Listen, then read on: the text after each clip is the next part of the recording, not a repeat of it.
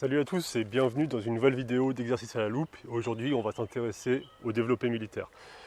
Le développé militaire avec les bandés élastiques se transfère assez bien depuis la fonte. Et il peut se faire soit avec deux bandes élastiques, donc comme si on avait deux haltères, soit avec un seul, comme si on se faisait avec une barre. Donc, dans un premier temps, je vais vous proposer la version avec deux élastiques.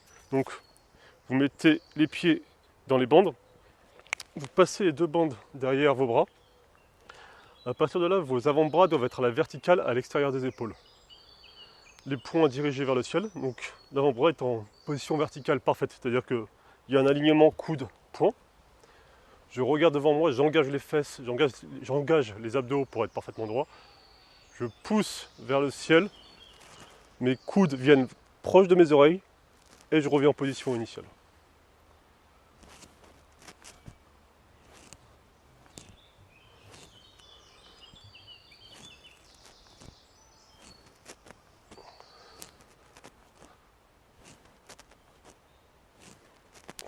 On fait de profil.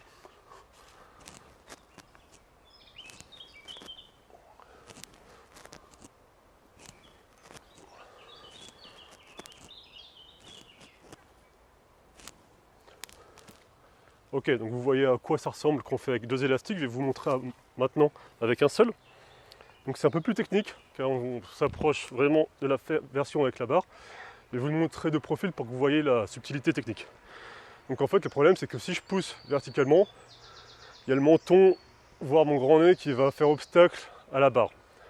Donc pour ceci, je vais avancer le bassin et reculer les épaules, mais mon dos reste rigide. C'est-à-dire que je ne le courbe pas dans un sens ou dans l'autre. Il reste rigide. Donc, vu que j'avance les hanches, mes genoux se fléchissent naturellement, je pousse devant moi. Quand c'est passé au-dessus du front, je passe en position verticale et je reviens sur le même chemin de trajectoire.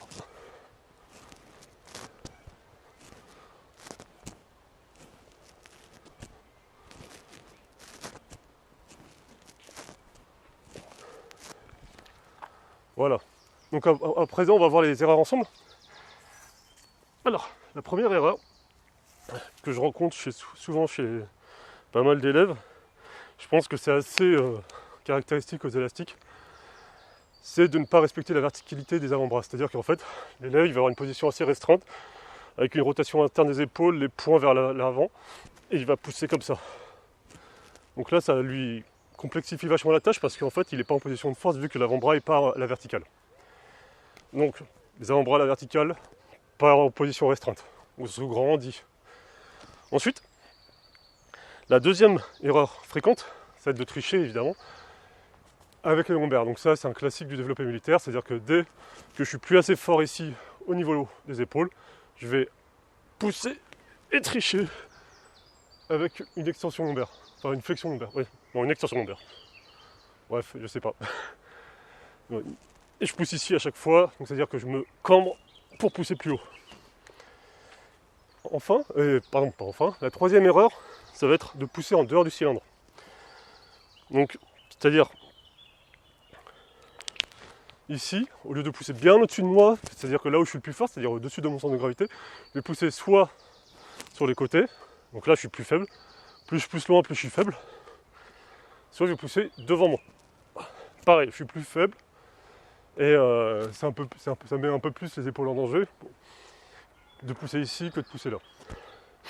Donc c'est pas dramatique, notamment en fait si vous manquez de souplesse d'épaule et que vous ne pouvez pas faire une antépulsion qui va jusqu'ici, jusqu'au-dessus de votre tête. Donc là, c'est normal de pousser un peu ici. Mais ce qu'il faut, c'est essayer d'aller le plus possible au-dessus de la tête et de limiter, de pousser hors de son centre de gravité, hors de son cylindre. Et enfin, une quatrième erreur, ça c'est pour le plaisir technique, c'est de pousser correctement, je suis propre, mais là quand je reviens, clac, je subis, et ça c'est clairement lié aux élastiques, c'est-à-dire que je vais subir la phase négative et je ne vais pas la freiner. Donc moi ce que je souhaite, c'est que vous freiniez un petit peu la phase négative et que vous la contrôliez. Cette phase excentrique vous fera autant travailler que la phase concentrique. Enfin, concernant la prise, donc soit vous pouvez vous mettre, comme je vous ai montré, en pronation, c'est-à-dire les paumes orientées vers l'avant. Moi je préfère car ça me met en rotation externe. Soit vous commencez en prise neutre, et quand vous poussez, vous allez en prise de pronation et vous revenez en neutre. C'est à vous de voir. Moi j'ai plus de sensations si je reste en rotation externe. Voilà les copains, ciao.